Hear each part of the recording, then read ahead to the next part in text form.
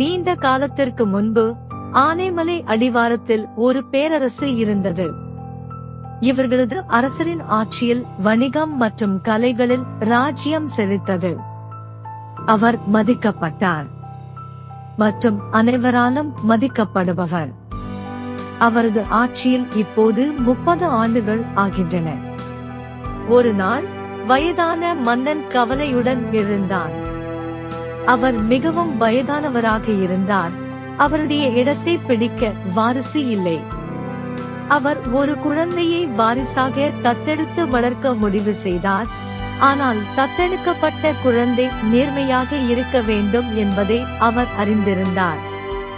குழந்தையை கண்டுபிடிக்க அவர் தனது ராஜ்யத்தில் அனைவருக்கும் திறந்த ஒரு போட்டியை நடத்தினார். போட்டி பல நிலைகளை கொண்டிருந்தது மற்றும் கிட்டத்தட்ட 6 மாதங்கள் வரை நீடித்தது. அதன் முடிவில் 5 சிறுவர்கள் மற்றும் 5 சிறுமிகள் கடைசி சுற்றுக்கு முன்னேறினர். அவர்களை பிரிப்பது சகடினமாக தோன்றியது. அவர்கள் ஒவ்வொருவரும் புத்திசாலிகள், வலிமையானவர்கள் மற்றும் திறமையானவர்கள். ராஜா, உங்கள் அனைவருக்கும் ஒரு கடைசி சோதனை உள்ளது. இந்த தேர்வில் தேர்ச்சி பெறுபவர் வெற்றியாளராக இருப்பார். உங்கள் அனைவருக்கும் தெரியும், வெற்றியாளர் தான் என் சிம்மாசனத்தின் வாரிசு ஜூட். அவர் தொடர்ந்தார், எங்கள் ராஜ்யம் விவசாயத்தை நம்பியுள்ளது. எனவே புதிய தலைவருக்கு செடிகளை வளர்க்க தெரிந்திருக்க வேண்டும். இங்கே உங்கள் ஒவ்வொருவருக்கும் 7 கோதுமை விதைகள் கொடுக்கப்பட்டு உள்ளன. அவற்றை வீட்டுக்கு எடுத்துச் செல்லுங்கள். 6 வாரங்கள் நட்டு வளர்த்துக் கொள்ளுங்கள். 6வது வார முடிவில் அவற்றை வளர்ப்பதில் யார் சிறந்தவர்கள் என்பதை பார்ப்போம். அவர் அரியணைக்கு வாரிசாக இருப்பார். குழந்தைகள் விதைகளை எடுத்துக்கொண்டு வீட்டுக்கு விரைந்தனர். அவர்கள் அனைவரும் ஒரு தொட்டியில் சிறிது மண்ணை எடுத்து விதைகளை விதைத்தனர். முழு ராஜ்யமும் உற்சாகமாக இருந்தது. அடுத்த ராஜா யார் என்று அறிய அனைவரும் ஆவலுடன் இருந்தனர். இறுதி போட்டியாளர்களில் ஒருவர் அணி. நாட்கள் வாரங்களாக நீண்டன. ஆனால் அணியின் விதைகள் முளைக்கவில்லை. என்ன தவறு என்று அணிக்கு தெரியவில்லை. அணியும் அவளுடைய பெற்றோரும் மனம் உடைந்தனர். அவள் கவனமாக மண்ணை தேர்ந்தெடுத்து சரியான உரத்தை போட்டு மிகவும் பணிவுடன் தண்ணீர் ஊற்றினாள். அவள் அதற்காக இரவும் பகலும் பிரார்த்தனை செய்தாள்.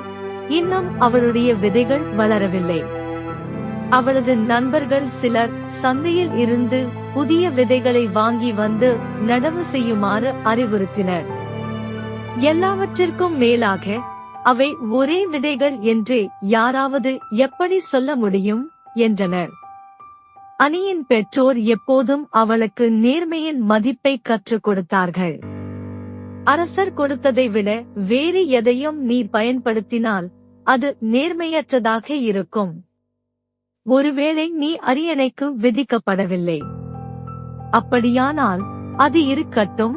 ஆனால் ராஜாவை ஏமாற்றுவது தவறு என்று அவர்கள் அவளிடம் சொன்னார்கள். அணி ஒப்புக்கொண்டாள். இப்போது 6 வாரங்கள் ஆகியிருந்தன. மிகவும் எதிர்பார்க்கப்பட்ட நாள் வந்தது. குழந்தைகள் அரண்மனைக்கு திரும்பினர். அவர்கள் ஒவ்வொருவரும் பெருமையுடன் ஆரோக்கியமான நாற்றுகளின் பானையை எடுத்துச் சென்றனர். ராஜா வந்தார். அவர் குழந்தைகளையும் அவர்களின் நாற்றுகளையும் பார்த்து கொண்டிருந்தார். ஆரோக்கியமான நாற்றுகள். அவர் வரிசையாக நடக்கத் தொடங்கினார். அவர் ஒவ்வொருவரிடமும், நான் உங்களுக்கு கொடுத்த விதைகளில் இருந்து வளர்ந்தது இதுதானா? அதற்கு அவர்கள் ஒவ்வொருவரும், ஆம் அரசரே என்று பதிலளித்தனர். ராஜா கடைசியாக அணியிடம் வந்தார். அணி நடுங்கிக் கொண்டிருந்தாள். ராஜா தனது விலைமதிப்பற்ற விதைகளை வீணாக்கியதற்காக தன்னை சிறையில் தள்ளி விடுவாரோ என்று பயந்தாள். நான் கொடுத்த விதைகளை என்ன செய்தாய்? ராஜா கேட்டார். அரசரே, நான் அவற்றை நட்டு ஒவ்வொரு நாளும் பராமரித்தேன். மன்னிக்கவும், ஆனால் அவை துளிர்க்க தவறிவிட்டன என்று அணி கூறினாள். அவள் வெட்கத்தில் தலை குனிந்தாள். கூட்டத்தில் இருப்பவர்கள் கேலி செய்தார்கள். ஆனால் மன்னன் கைகளை உயர்த்தி அமைதியாக இருக்குமாறு சைகை காட்டினார். அப்போது அவர், அன்புள்ள மக்களே, இதோ என் வாரிசு, நமது ராஜ்யத்தின் அடுத்த தலைவர் என்றார். ஏன் அந்த பொண்ணு? இவள் எப்படி சரியான தேர்வாக இருக்க முடியும் என்று மக்கள் குழம்பினர். அரசர் அணியுடன் அரியணையில் அமர்ந்து கொண்டு ஒவ்வொருவருக்கும் தலா 7 விதைகள் கொடுத்தேன். இந்த சோதனை கோதுமை பயிரிடுவதற்காக அல்ல, இது குண சோதனை, நேர்மைக்கான சோதனை. ஒரு தலைவன் என்றால் நல்ல குணம் வேண்டும், அவர் நேர்மையாக இருக்க வேண்டும், மக்கள் தலைவரை நம்ப வேண்டும். இந்த பெண் தேர்வில் தேர்ச்சி பெற்றாள். நான் வேக வைத்த விதையை கொடுத்தேன், வேக வைத்த விதைகள் வளராது.